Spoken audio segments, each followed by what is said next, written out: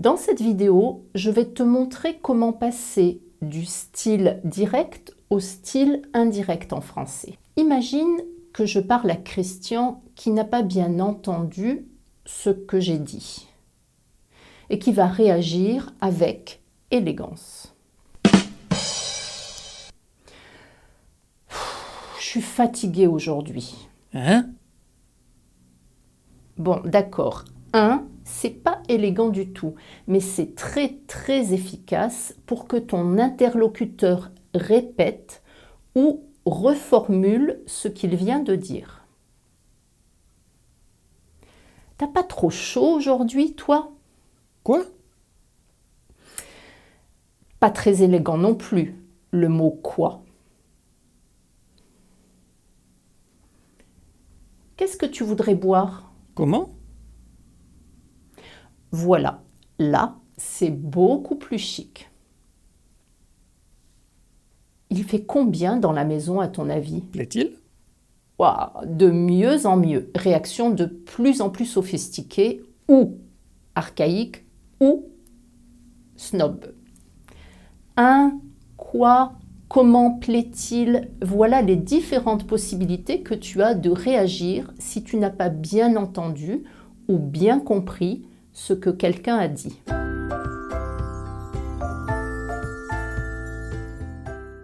Ton interlocuteur va alors reformuler sa phrase de cette manière. Par exemple, je te dis que je suis fatigué.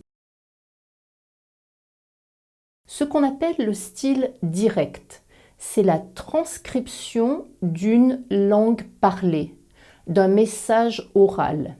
Par exemple, elle dit « Je suis fatiguée aujourd'hui » ou « Je suis fatiguée, virgule, dit-elle ». Le style direct respecte absolument ce qui a été dit, sans modification.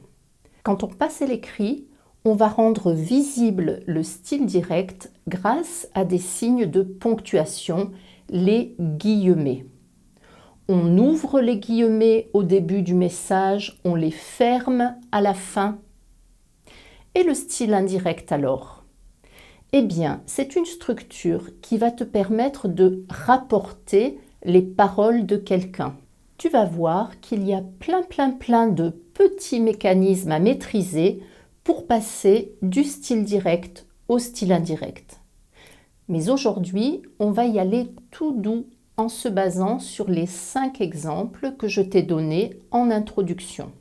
Et ne t'inquiète pas si tu zappes une étape. Comme d'habitude, tu trouveras dans le petit PDF bonus la synthèse de cette vidéo pour relire tranquillement les règles avant de faire des exercices pour t'entraîner. Et si la vidéo t'a plu, n'oublie pas de mettre un like et de t'abonner.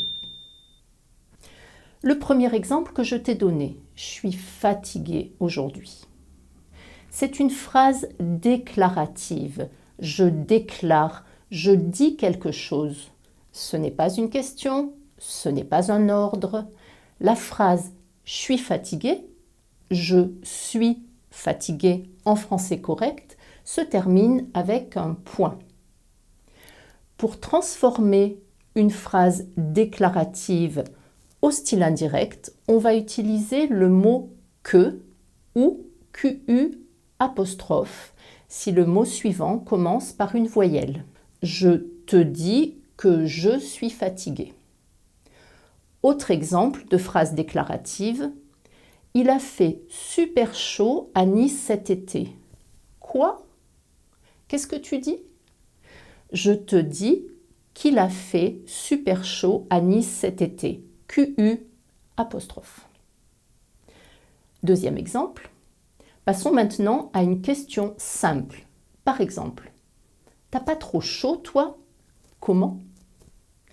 Pour transformer cette question au style indirect, tu diras « Je te demande si tu n'as pas trop chaud. Je te demande si ton père n'a pas trop chaud. S'il n'a pas trop chaud.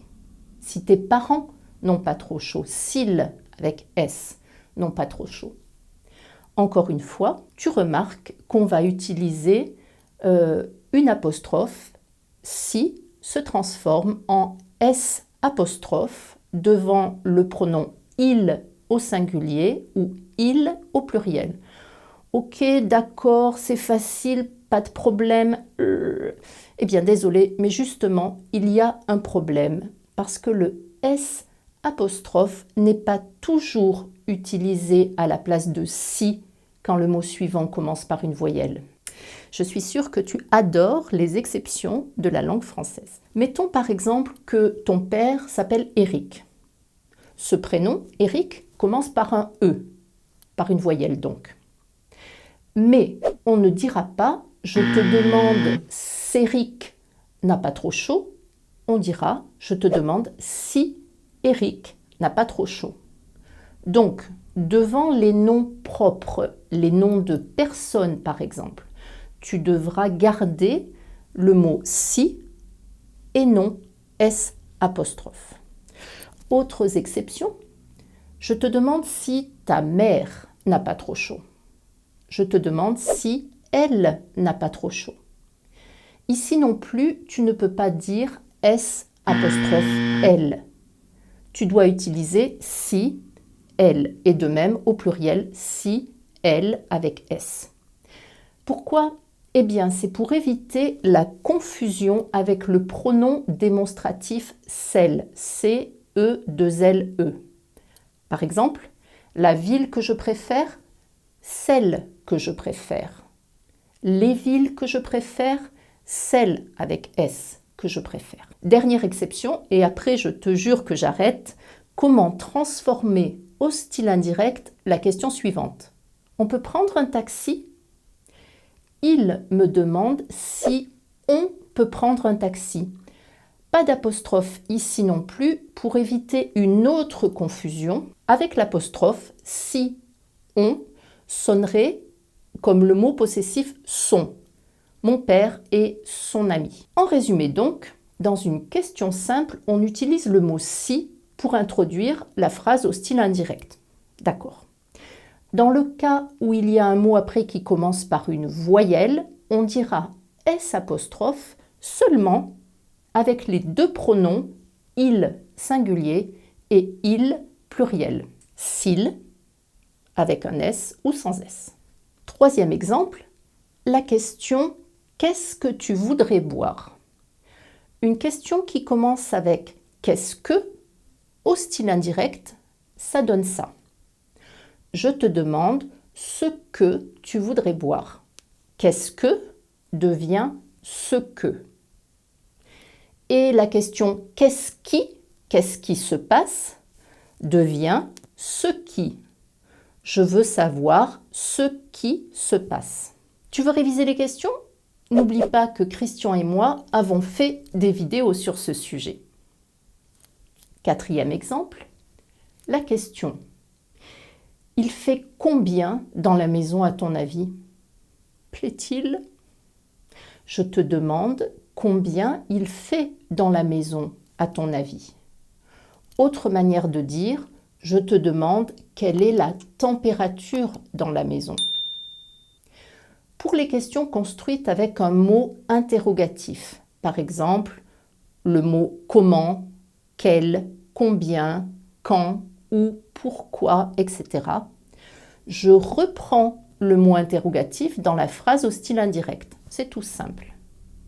Mais fais attention à deux détails. Premièrement, si la phrase au style indirect est une question standard, avec « est-ce que ?» Par exemple, « Combien est-ce qu'il fait dans la maison à ton avis ?» Toujours la température. Au style indirect, tu devras couper « est-ce que ?» Je ne sais pas combien il fait. Deuxième point, si la phrase au style indirect est une question de niveau formel, avec le verbe et le sujet inversé, combien fait-il à la maison à ton avis? Au style indirect, tu retrouveras la position normale. D'abord le sujet et après le verbe. Je ne sais pas combien il fait, etc. Cinquième point. pour transformer au style indirect une phrase avec un verbe à l'impératif. L'impératif, c'est la forme verbale utilisée pour donner des ordres. Par exemple, « Christian, ouvre la fenêtre, s'il te plaît ». Bon, ça c'était un ordre gentil, j'ai dit « s'il te plaît ». Mais comment transposer cette phrase au style indirect?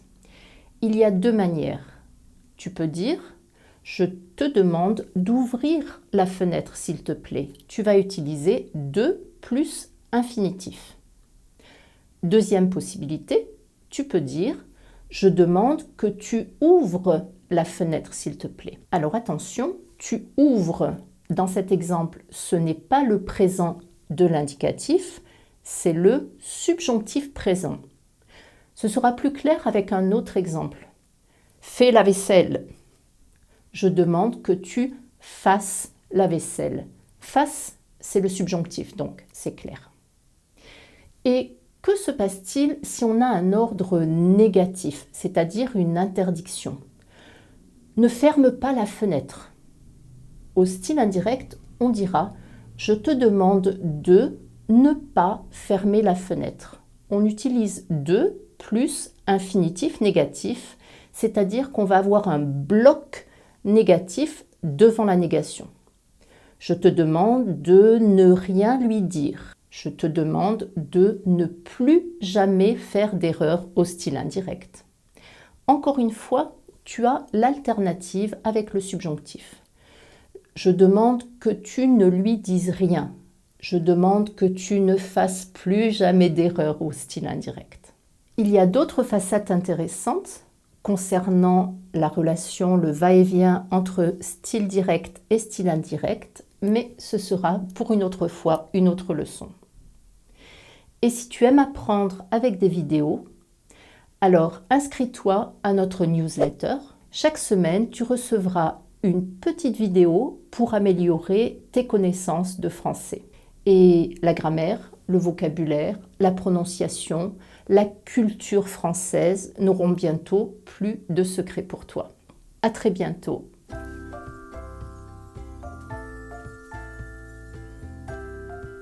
Troisième mois. Mais le subjonctif plaît. Je te demande de ne plus jamais faire d'erreur